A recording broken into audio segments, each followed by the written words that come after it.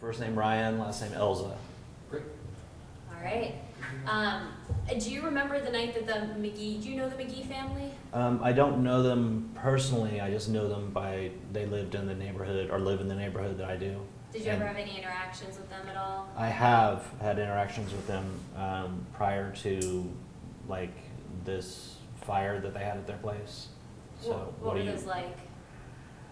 So I had a situation with Patrick McGee where I caught him like on a Saturday, caught him going through my wife's car, which is parked across the street from my building, kind of adjacent, if you will, to where his house is.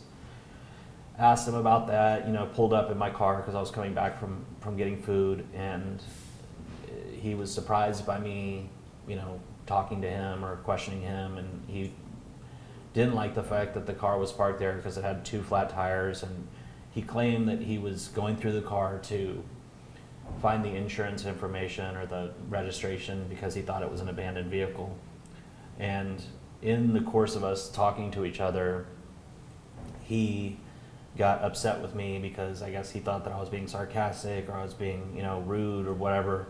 And so I made a statement to him like, well, is it okay if I search your wife's vehicle? And he didn't like that, so he threatened to actually pull me out of my window of my car, and then he was like, or you can come out here and I'll fight you or whatever, you can fight me, which I declined.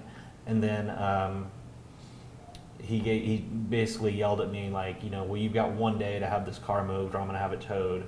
So I went and parked my car that I was driving on the other side of the street in front of my building, and I called the police, and the police came out, and they were like, what do you want to, it was a guy, a police officer, he's like, what do you want me to do for you? And I said, well, just talk to this guy, tell him that, he's out of control and we don't mean any harm. Is this the car that caught fire on June 2nd? Yeah, it was my wife's car. So the car that Patrick McGee was looking at, that was the same car Yeah, that caught fire? he was going through, yeah. So do you know how that car caught fire? I wrote a statement to the fire investigators that night because I was home and my wife was at work, and I told them that the stuff that happened with Patrick McGee, and I said a week after the car, the incident with him going through my wife's car, one of the tires was stabbed or slashed or poked, whatever, so that it was completely flat, and it was a tire on the other side of the car, and it was a brand new tire that we just bought at Firestone or something.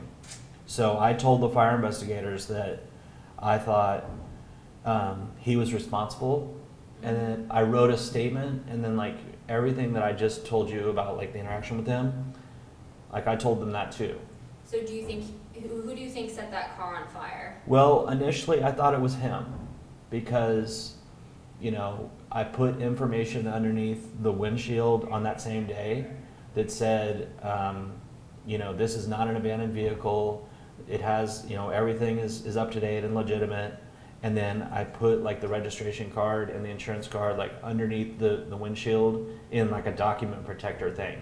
So anybody who walked by would be able to see this isn't an abandoned vehicle, it's legit, it just can't move yet. And I said in the note that I put on there, we're trying to get it repaired, So are you saying you weren't responsible for that June 2nd fire? I was not responsible for it, and I will say this, that initially I thought Patrick McGee was responsible for it just because, cause and effect, he had problems with me, he didn't get his way, the police were called on him, the cops came out, told him to chill out, he couldn't get the car towed, the car was still there, it was angry, it made him angry because, I don't know, I guess he felt he lost or was embarrassed or whatever. Do you still feel like he was the one that set that fire? No, I don't actually.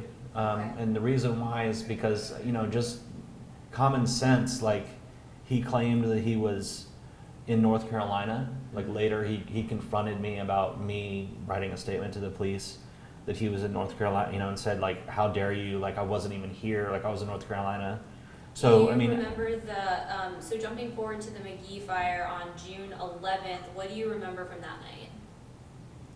I remember like hearing about the fire, you know, the emergency service vehicles responding to it, hearing the fire trucks and whatever showing up, seeing the flashing lights through like the window, or, you know, through the blinds, going downstairs to the front of my building, and there were some neighbors outside. Like, I didn't walk over, you know, to see what was going on over there. Like, there's a bunch of stuff going on.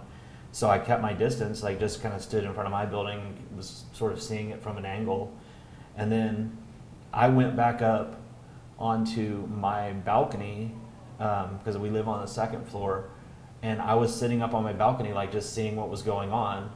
And their fire investigators were out there walking around, like, you know, the firefighters were out, you know, doing their thing. Did you threaten them at all that night? They've said that you were acting strangely, erratically, and threatened them the night of the fire. Did you have any interaction with them that night at all? I did have interaction with them, and I will say that, like, you know, like I take medication for bipolar disorder, and that's something that I've been struggling with. And I mean, I'll admit, like, I've struggled with, you know, alcohol, abusing alcohol. So, like, I was sitting on my balcony. I had a blanket that was over the front of the balcony that was wet, so I was letting it dry out because, I mean, it's the summertime, so it was going to, you know, air dry. And I was sitting in a chair on my second floor balcony, and he left the scene or whatever. Like, he was over talking to the people who were involved in putting out the fire or dealing with that.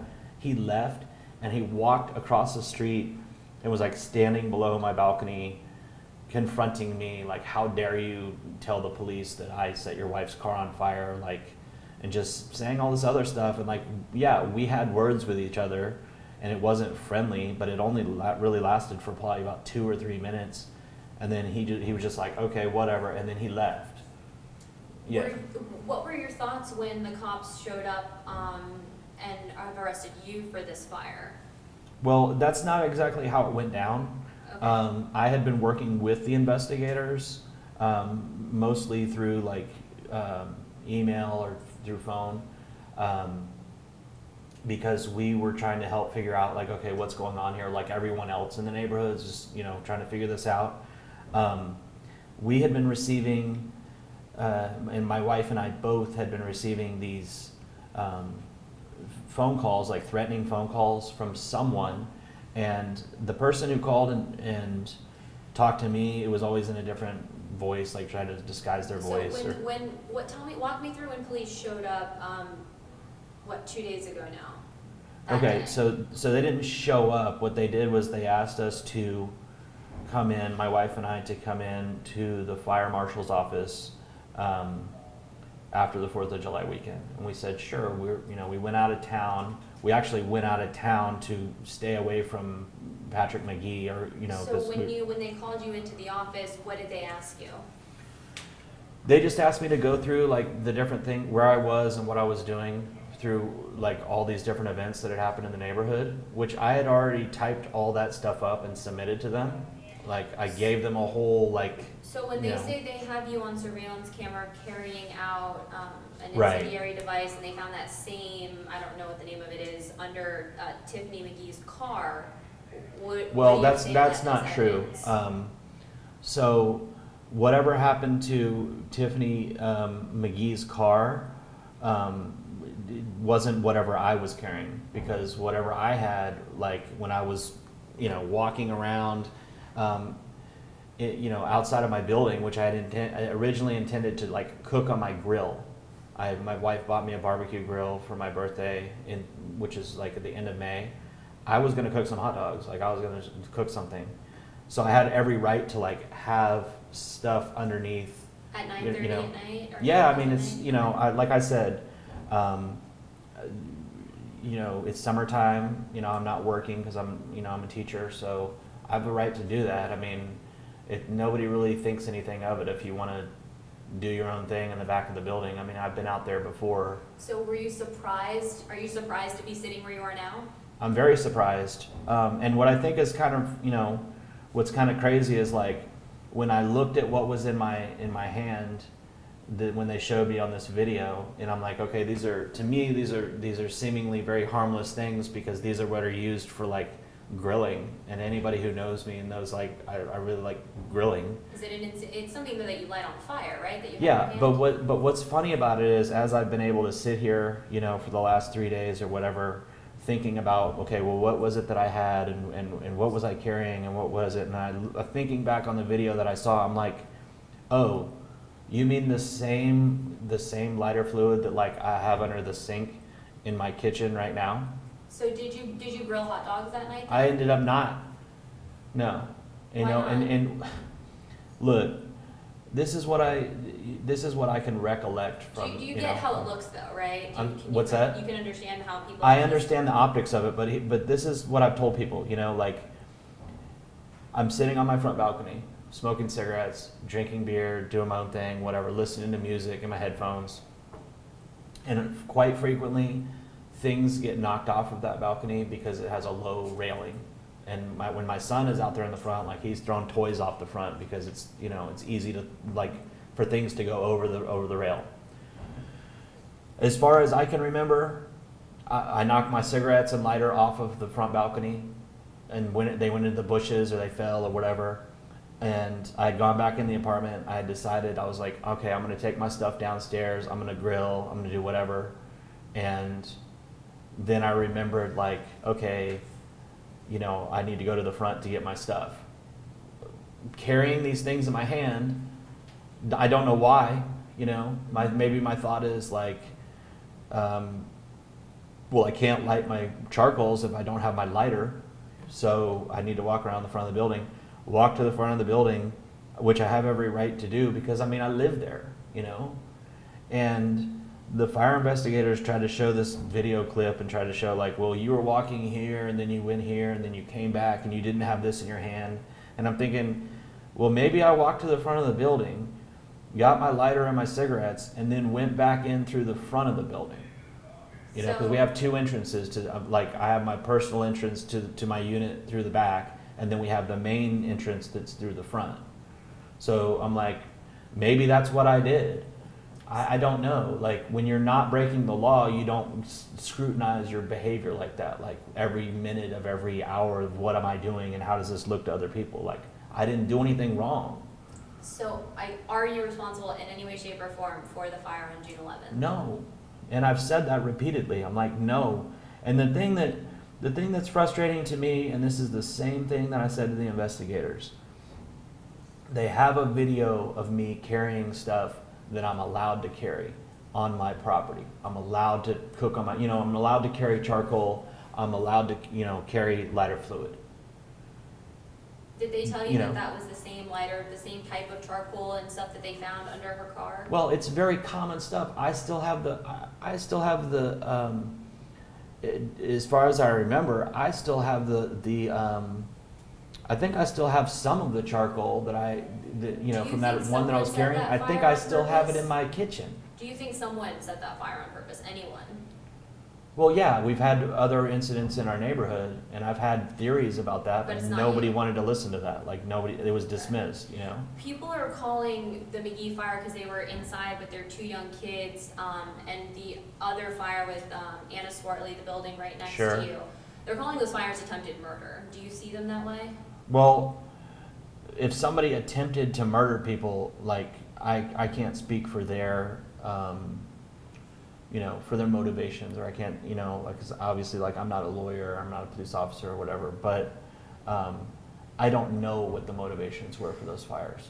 And the reason I don't know is because well, 2 reasons. Number 1, I didn't set them, and 2, I don't know who set them, and clearly I wasn't able to, like, talk to that person and have that person tell me, well, this is why I did it, you know? So are you responsible for any of those No, fires? I'm not.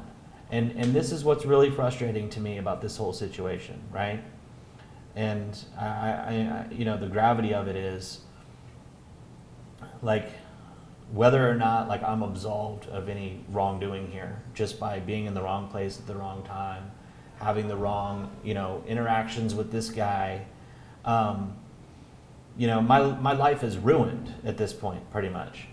I mean, like, Why is that? I'm a teacher, And even if this goes to court and, it goes to a jury trial and the jury's like, you're not guilty, we acquit you of whatever because, they rule on like, nobody's going to want to hire me. Nobody's going to want to have me as a teacher in their school division. And that's my life. So, but I will say that, like, I've had these other interactions with Mr. McGee, and this is the part that just doesn't add up to me. We went to court because he and his wife tried to file a protective order against me. The judge dismissed it, right? And it was based on the fact that he didn't like the way it looked when I was sitting on my balcony the night that he had the fire at his house, right? His wife also was a person who, like, they both had separate protective orders. I have never spoken to his wife in my entire life. Like, I never seen her until I think you guys did a news story where she was in her front yard or her driveway or whatever talking. That was the first time that I ever actually seen that woman in my entire life. And they went into court, and Patrick McGee was like, well, the day that he and I had the confrontation when I was, allegedly in his wife's car, he was extremely intoxicated.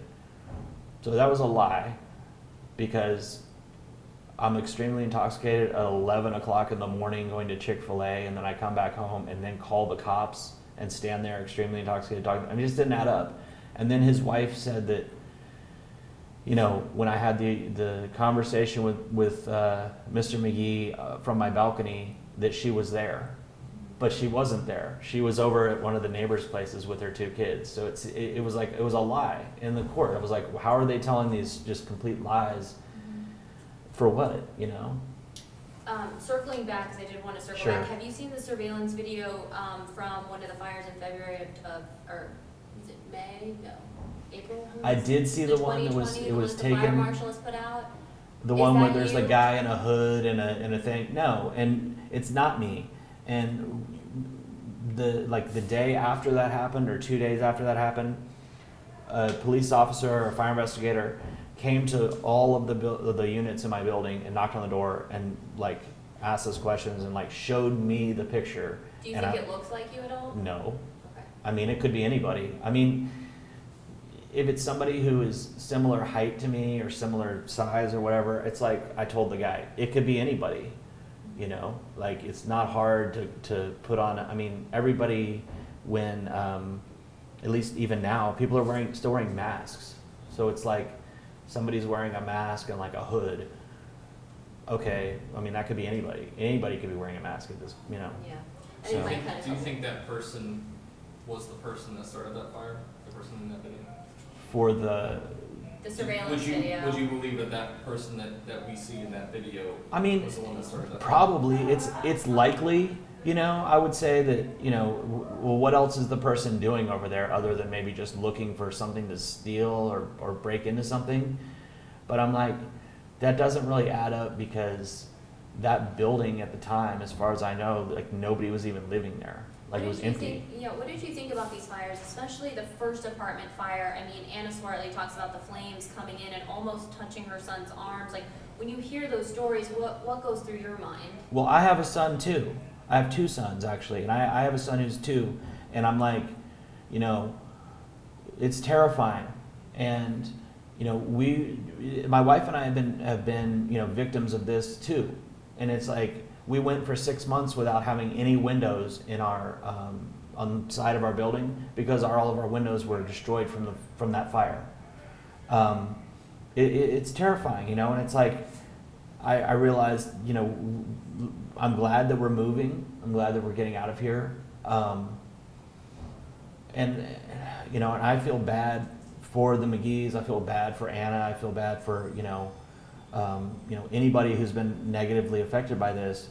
My wife and I have been negatively affected by this. And I think that that's the thing that people don't understand, especially the fire investigators don't get, is like, my wife's car was set on fire prior to Patrick McGee's, like, house and cars or whatever. My wife's car, there wasn't very much said about it in the news, because my wife is a very private person, and she didn't, for the sake of her family, and she didn't want that information to be out there, and I respected that, you know. That's fair. So Do you think that you will, how do you think that these charges will play out for you? well, like I said, I'm not a lawyer, and I haven't even had a chance to speak with a lawyer. I don't know what's going on with that. At this point, it's not looking good because, you know, I don't have any representation. I'm hoping that somebody will, you know, I was sitting in my room, but you know, my cell, if you will, earlier today or yesterday, I don't know what it was, and I was like, man, I hope somebody watches this news thing and is like, hey, I think I want to represent that guy. That was just wishful thinking, but that's probably not reality. Are you gonna get a public defender? I've been trying to. It's just kind of been going back and forth because they're like, well, we're not sure. We think that you might make too much money, and we need to verify that, and like we need to talk to your wife to verify what your, you know, income is. And I'm like, I haven't even got a chance to speak to my wife. You haven't spoken to your wife? No, and in fact, I'll just tell you guys this, like, you know, it was really unfair the way that the fire investigators, you know, did my arrest, because we went in to speak with them. They separated me, my wife and my son were in another room. And I went in to speak with, they said that I was going in to speak with them first, but really they were going to speak with her at the same time, just separately. And then they showed me the video. They said, who's this in the video? I said, well, yeah, obviously that's me. And they're like, well, what does that look like? And I said, well, that looks like me, like doing what I just told you that I'd done. Like, you know, I have a right to walk around my building. I have a right to, like, you know, have these things in my possession. And then they tried to say, like, well, if you had a gun and then you walked into a bank and then you came back outside of the bank. And I'm like, well, first off, like, walking around with a gun in your hand is not legal. And secondly, walking into a bank with a gun in your hand is not legal. You don't show me doing anything in this video that's illegal. So I'm not doing anything illegal. Are you surprised to find yourself in this situation? I am, and this is why. And this is the thing I wanted to say, you know, about the investigators. They showed me the video, and they're like, and I said, you guys don't have enough. Like, you don't have video footage of me committing a crime. You don't have me on video on his property committing a crime. You don't have me doing any of this stuff. And all you have is a video of me just like walking around my building. Like, okay, so, you know, I'm not wearing a mask. I'm not trying to hide who I am. I'm not trying to like be sneaky. I'm wearing shorts, boat shoes, and a t-shirt walking up to the front of my building, like, to go get something. What about the Larchmont fires? Not involving me. I was never charged with anything involving those fires, like the things that happened over there. That was 10 years ago, right? And I know that I had an incident with the police at the time, or actually not the police, with the firefighters, where it was, you know, resolved in court, where essentially, like, I pled guilty to like verbal assault and like interfering with their police operations because they tried to put their hands on me, and I was like in a bad place. I was going through a divorce or separation, you know. It was just a bad time in my life. And did you threaten them with a gun? they claimed that, and it was so ridiculous because I was just trying to push them away and tell them to get away from me, and, you know, whatever. And then I ran back inside my house, the house I was renting from my parents, and like called my parents because they were living in another state at the time, and was telling them what was going on. And the police were like, you have to come out here. So I came out peacefully, unarmed, and then they arrested me. They searched the entire house. They searched me. They searched everywhere around there. I don't own any firearms. I never have. I never had anything. So it was kind of ridiculous. Like, you know, it's easy for them to say, well, he had a gun, because then that justifies their behavior of like, well, why would 6 firefighters try to grab onto a guy who lives here? You know, it just didn't add up, and it's unfair. Doesn't firefighters just do that out of the blue for no reason? Well, because I ran up to what was going on, because I was very surprised to find out that like this was happening on my parents' like detached garage, and my neighbor had told me, you know, this is happening, this is your place, you know, like you got to go over there and see what's going on. So I ran over there, and when I did, you know, I guess they thought that I was going. Do you think it's suspicious at all that you see, wherever you seem to live, all these fires pop up? Well, let's just put it this way, okay? I lived on Longwood from 2004 until 2011. Toward the end of the time that I lived there, there were some incidents that happened over there, all right? I left. I went and stayed for like a few months in Arizona with my sister. I came back. I lived with a friend in Colonial Place for a year. I met a woman. We started a relationship. I moved and lived with her on like behind DePaul Hospital in apartments for like 5 years. Nothing ever happened over there. I was never involved in anything over there. I was never a suspect for anything over there.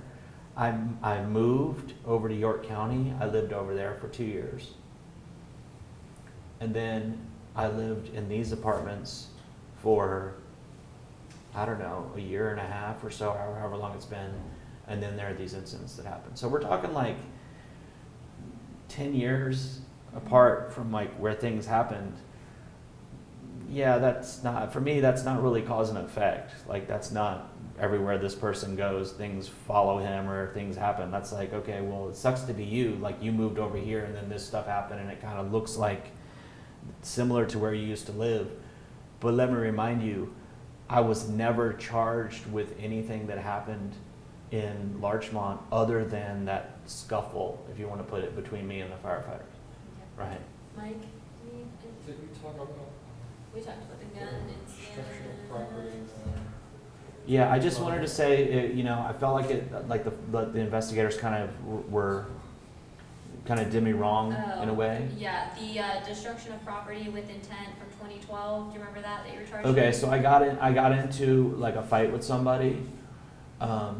Like I was hanging out with a guy who I met through my ex-girlfriend, and we had a fight, and the police came. You know, it was kind of like I was at his place, and it was a drunken, stupid situation, and we got into a fight, and then I went to leave. I was like, okay, well, I'm getting out of here. So then, like, I went up to the 7-Eleven, called the police on him, and he called the police on me, and then the police came, and like, since it was his house, and he looked like he was the one who was more, you know, like, hurt in the situation. So like, I was arrested, but it was dismissed. Okay. The judge dismissed it. And the only thing that I was ever charged with, and there was no plea because it was such a minor thing, was just for being intoxicated. Yeah. All right, So well, I think that's all we've got. I wanted to share the last thing with you, if you don't mind, Yeah. about how I felt that the investigators, what was wrong. So they separated my wife and I. They showed me the video, and then they were like, I was like, well, I'm free to go, and they were like, no, they let me walk out to the elevator, like I was gonna leave to go get my wife and my son and leave. And then the guy's like, okay, let me go get your wife out of the other room. So then I was like, all right. So then he comes back out of the other room and he's like, oh, change your plans, you're being detained. And then basically I was arrested, and then like wouldn't even let me say goodbye to like my wife and my son. I'm like going to be arrested, gonna go to jail. Your wife hasn't tried to come visit you? Well, I was interviewed yesterday, and I gave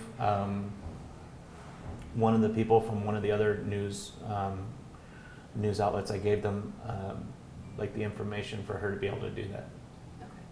So, but I mean, it's like, she's not a U.S. citizen, and she's like has a green card, but I mean, she doesn't understand like the legal stuff here. She doesn't understand how things work in the jail and the stuff, and it's like, I feel really bad for her and for my son, because I mean, I don't know what's going on with them right now. I'm here. I've had no contact with them. I've just been, like kind of left thinking, what is happening? How do I communicate with them? I haven't been able to use the phone, And like I told you guys, like, I mean, I'm under the care of a psychiatrist, you know, and I've been taking medication, and this is the other thing that I wanted to say, that like, that doesn't add up for me when it comes to like these fires. Like I'm under the care of a psychiatrist, and I take medication that is for bipolar disorder and for some, you know, for a few other things. But my medication is not something that, like, if I didn't have it, that I would go off and do these types of things, okay? So I just want it to be said that, like, if I don't have my medication, like, it's bad for me overall. It puts me in a bad way. But I don't take medication because of stuff like this.